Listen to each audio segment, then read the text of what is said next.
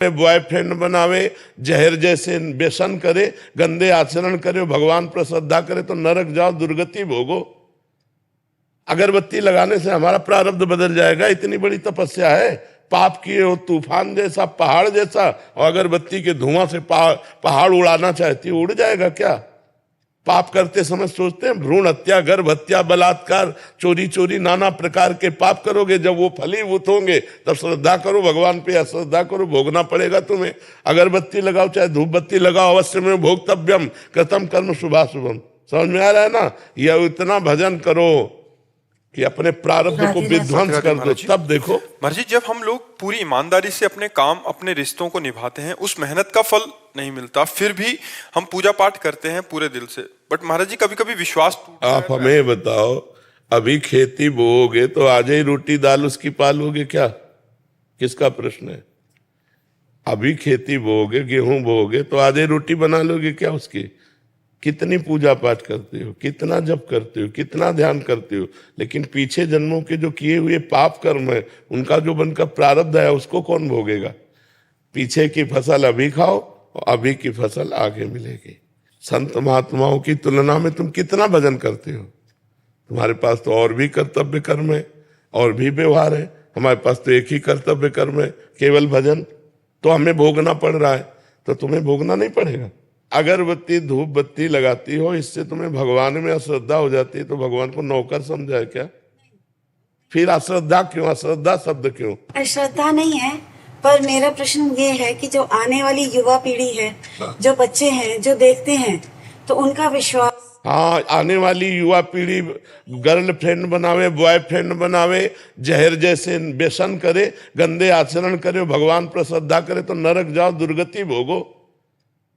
अगरबत्ती लगाने से हमारा प्रारब्ध चाहिए। वर्तमान में अच्छे आचरण नहीं है, ईमानदारी से बोलो। जितने लोग बैठे हो, इस जन्म में अगर तुमको न्यायाधीश तुम्हारे कर्मों का आचरण का बना दिया जाए तो तुम कितना अपने को दंड दे सकते हो? खुद न्यायाधीश बन के देखो तुमने कितनी गलतियां की है और क्या दंड तुम्हें मिला? कुछ नहीं। भगवान की कृपालुता की तरफ देखते हो? नहीं देखते हो। अनंत जन्मों से मनमानी आचरण करते लोग चले आ रहे। अब जब उनका फल आता है, अब इस जन्म में 2-4 अगरबत्ती लगा दी और हमें भगवान पर श्रद्धा हो रही। नौजवानों में रास्ता इसी बात का ना, डिप्रेशन में गए, कर ली, ये कर लिया, वो कर लिया, यही परिणाम है। अश्रद्धा का परिणाम यही है। तुम अपने आचरणों को ना देखो, भगवान को देखो।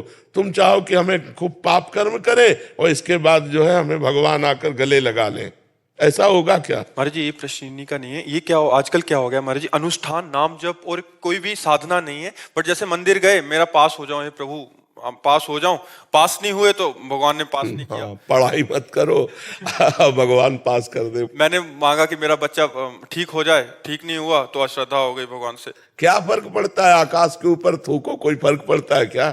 तुम्हारे मुंह पे छिट्टियां पड़ेगी आके, भगवान आकाश के समान महान है, उनको क्या फर्क पड़ता? उन्होंने देखो, उन्होंने आपको खेती दे दी, आपको बीज दे दिया, अब आप जो बोओगे वो आपको काटना होगा। आपने पसंद किया बम्बूल, तो बम्बूल जगेगा उसमें बोया जो आपने। दाक्षुआरा बोओगे तो दाक्षुआरा बोते हो, बम्बूल चाहते हो, दाक्षुआरा ये कैसे मिलेगा? विचार करके देखो। करते हो गंदे आचरण, चाहते हो उत्तम फल। हर कार्य की सफलता उत्तम आचरण से होती है, ध्यान रखना।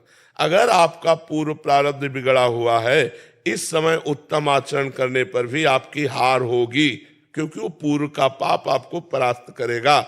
अगर पूर्व का पुण्य साथ दे रहा है तो इस समय गंदा आचरण करने पर भी आपकी विजय होगी, क्योंकि गंदा आचरण वर्तमान में दंड नहीं देगा, ये आगे चलकर आपको दंड देगा। अच्छा आचरण आपको वर्तमान में सुख नहीं देगा, ये आगे चलकर सुख देगा। वर्तमान में आपका प्रारब्ध आपको दुख सुख देगा। मनुष्य जन्म दुख सुख भोगते हुए अच्छा कर्म करने के लिए मिला है। हमें यहाँ भगवान से किसी भी तरह की श्रद्धा और अश्रद्धा का विषय नहीं लाना चाहिए। हाँ, श्रद्धा का विषय यह है कि ऐसी परिस्थितियों में भी भगवान हम टूटे नहीं, हम आपके कृपा बल से इन दुख सुख को सहते हुए सही आचरण से चले। जैसे पांडवों का राज्य छिन गया, यहाँ तक कि पत्नी भी दांव में लग गई, लेकिन वो धर्म से च्युत नहीं हुए। 12 वर्ष का वनवास, 1 वर्ष का अज्ञातवास, लेकिन धर्म से च्युत नहीं हुए। ये भगवान की कृपा। उन्होंने कभी भगवान को नहीं कोसा, हम लोगों की क्या आराधना है, बेमतलब भगवान पर श्रद्धा श्रद्धा की बातें करते रहते हैं। भगवान क्या है, महान है, वो एक महान पावर है।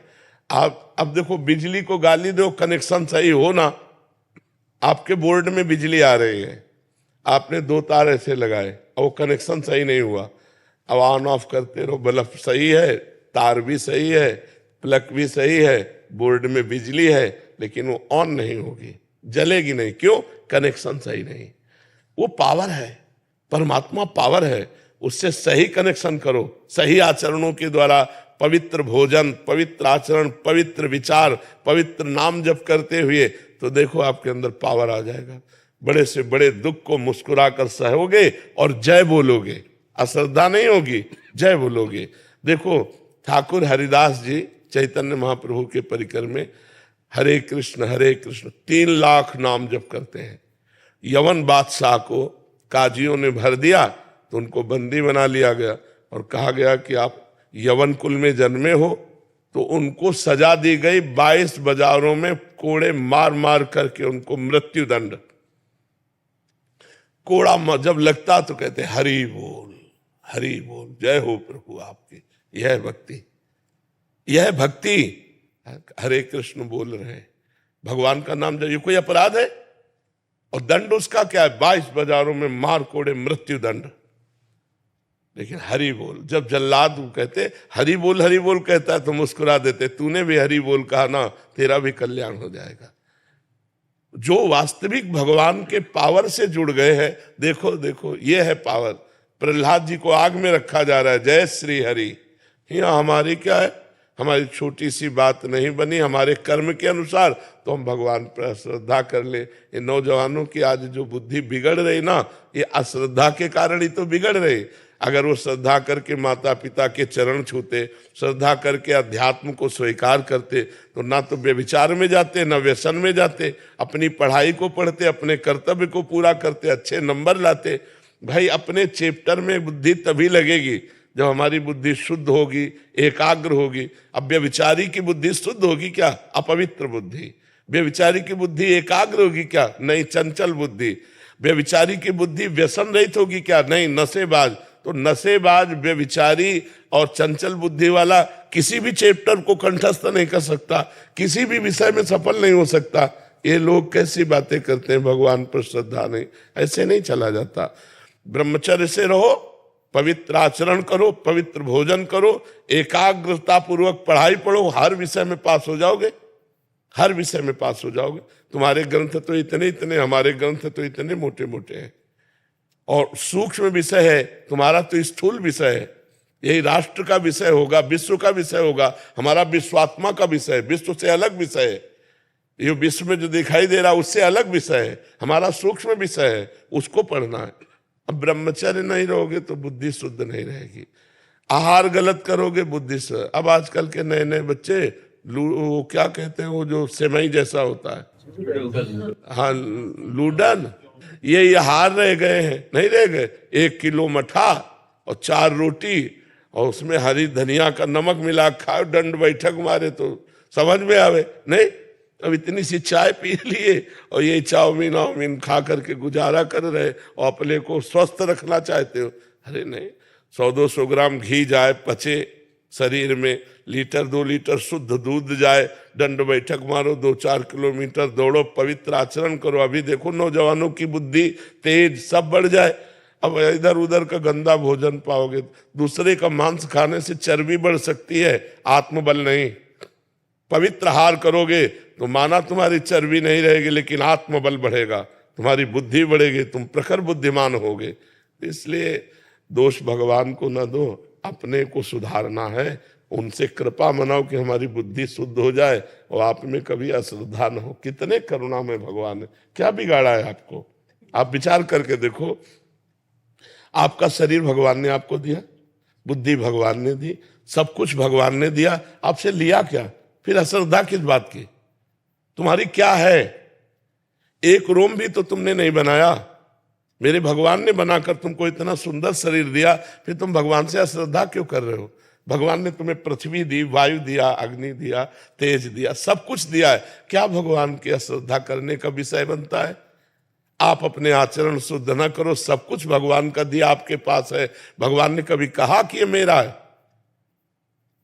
आप 100 रुपया भगवान को दोगे तो 1000 जगह कहोगे कि बिहारी जी में जाकर हमने चढ़ाया था और बिहारी जी ने हमारी बात नहीं सुनी। तुम सुनते हो भगवान की बात, सब कुछ दिए यार भगवान ने।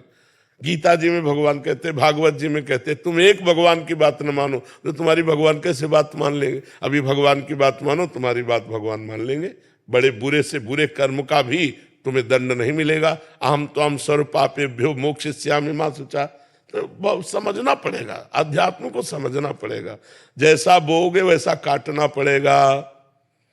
ऐसे ऐसे लोगों से पाप बन रहे जिसे समझते नहीं पाप है। पहले किया व्यभिचार और जब गर्भ रह गया तो बच्चे को झाड़ियों में फेंक दिया, कूड़े दाने में फेंक दिया। कितनी बच्चे बच्चियां ऐसे मिलते हैं जो कूड़े दानों में मिल रहे। तो मान लो जैसे गृहस्थी में भी है तो भ्रूण हत्या, गर्भपात, ये सब कितने भयानक भयानक पाप है। कोई बिरला ऐसी होगी, खुली बात कह रहा हूं, कोई बिरला ऐसी मां बहन होगी जो गर्भपात न कराए। अब फिर उसका दंड, गर्भस्थ शिशु की हत्या बहुत बड़ा पाप है। इसको कौन मान रहा है? गृहस्थ कौन मान रहा है? तो फिर दंड जब मिलेगा तब। अब बोले भगवान पे अश्रद्धा होगी तो करो अश्रद्धा, उनको क्या फर्क पड़ता है? अवश्य में भोक्तव्यम कृतम कर्म शुभाशुभम। नहीं, बचपन से लेकर के अभी तक बताओ, धर्म विरुद्ध आचरण किए कि नहीं किए? गर्भ हत्या की कि नहीं की? चाहे पुरुष हो चाहे स्त्री, धर्म विरुद्ध आचरण सब करते हैं, तो उनका फल नहीं भोगना पड़ेगा? बाद में कहो कि हम मंदिर में जाके कह दें कि भगवान मेरी बात सुन लो। कैसे सुन लेंगे? तुमने भगवान की बात सुनी? भगवान जब कह रहे हैं कि 25 वर्ष तक ब्रह्मचर्य रहो, फिर जब ब्याह हो जाए, पाणी ग्रहण हो जाए जय वर्ष में, तो गृहस्थी धर्म में फिर अपने ब्रह्मचर्य को तोड़ो। कौन रह रहा है? सबसे पहला आश्रम सबका है ब्रह्मचर्य, फिर गृहस्थ, फिर वानप्रस्थ, फिर सन्यास। कोई चल रहा है? अभी उठ के खड़े होना नहीं आता, बॉयफ्रेंड हो गए। हाँ, उठ के खड़े होना नहीं आता, बॉयफ्रेंड हो गए, गर्लफ्रेंड हो गए। अब ये बच्चे बर्बाद हो जाएंगे कि नहीं हो जाएंगे? जिनका उद्देश्य ही अभी पक्का नहीं बन पाया, पढ़ाई लिखाई में जहां माइंड लगना चाहिए वहां गंदी बातों में माइंड लग गया। अब कैसे? अब इसके बाद कहो हे भगवान, हे दुर्गा देवी, हे भैरव बाबा। तो फिर अब इसमें कोई सुनने वाला नहीं। तुमने सुना नहीं तो फिर वो तुम्हारी नहीं सुनेंगे। 1 किलो लड्डू भी चढ़ाएंगे, वो भी गए। तो अनंत ब्रह्मांडों को भगवान भोजन दे रहे, पशु पक्षी सबको भगवान दे रहे। यार तुम उनको किलो 2 किलो लड्डू से फुसलाना चाहते? महाराज जी ऐसे ही हो गया है आज। देखो, एक चुल्लू पानी में वो फुसल जाने वाले हैं, एक तुलसी दल में फुसल जाने वाले हैं, पर ईमानदार के हाथ से। बेईमान के हाथ से करोड़ों का भोग लगा गया दुर्योधन ने। महल में करोड़ों की भोग की व्यवस्था अरबों की थी, भगवान देखा भी नहीं। और विदुरानी के हाथ के केले के छिलके पाए जाके तुरंत, घंटा 2 घंटा नहीं, वहां से हटने के बाद सीधे विदुरानी के घर गए। दुर्योधन से कहा मुझे भूख नहीं है, और वहां जाके कहा भूख लगी लाओ। और वो ऐसी प्रेम में बावरी कि गूदा फेंक रही, छिलका दे रही, महाराज छिलका खा रहे। वाह वाह। देखो, ये अखिल कोटि ब्रह्मांड